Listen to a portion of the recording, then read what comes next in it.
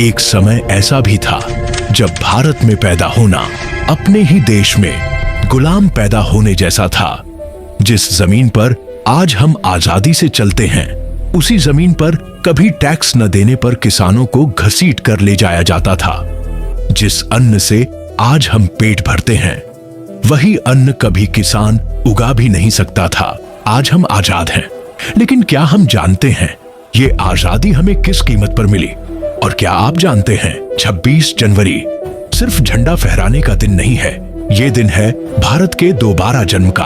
अगर आप समझना चाहते हैं भारत गुलाम कैसे बना, आजाद कैसे हुआ और संविधान क्यों जरूरी है, तो इस कहानी को आखिर तक देखिए।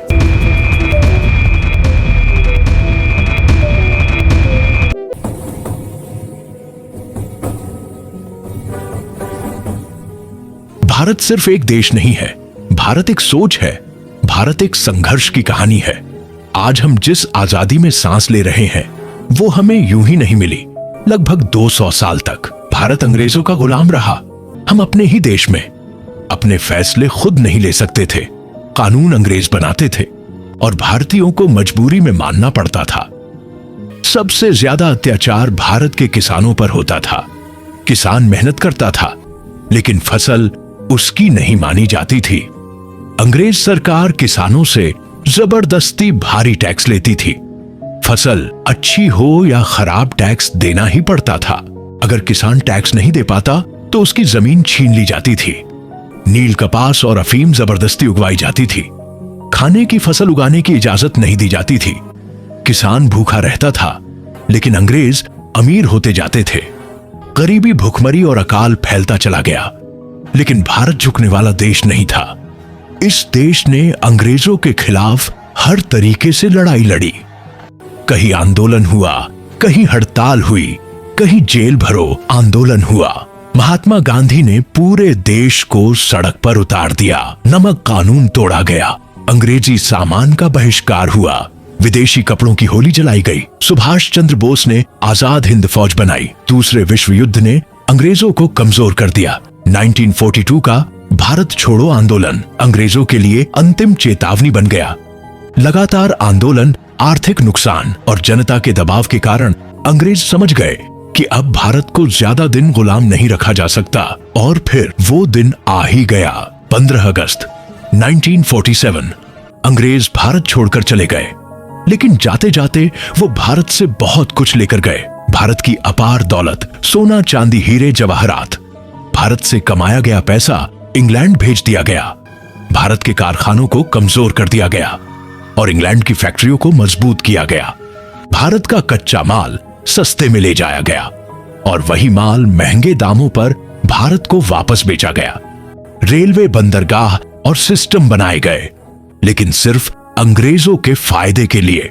जब अंग्रेज गए तो भारत को गरीब, कमजोर और टूटा हुआ छोड़ गए।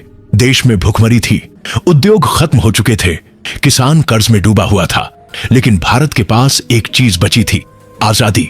अब आजादी के बाद एक नई लड़ाई शुरू हुई। देश को कैसे चलाया जाए? अब जरूरत थी एक मजबूत कानून की। ऐसा कानून जो हर नागरिक को बराबर अधिकार दे, ना अमीर ना गरीब, ना जाति ना धर्म।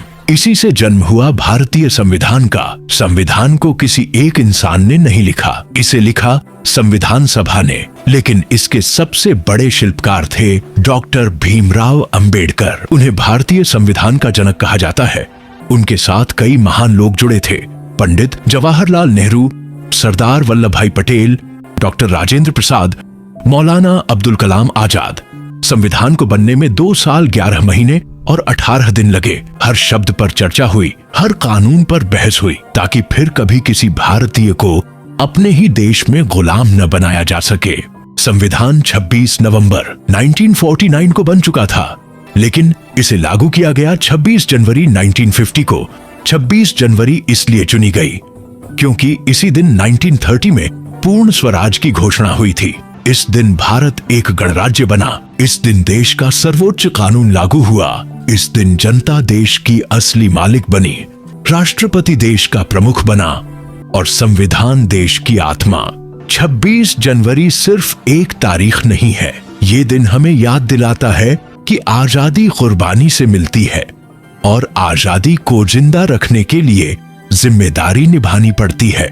संविधान का सम्मान करना, अपने अधिकारों के साथ अपने कर्तव्य निभाना, देश को तोड़ना नहीं, देश को जोड़ना। क्योंकि आज हम आजाद हैं तो सिर्फ इसलिए क्योंकि कई लोगों ने अपनी जान देश के नाम कर दी थी, तब जाकर ये देश आजाद हुआ। आज हमें इस आजादी को दिल से महसूस करना चाहिए। जय हिंद, जय भारत।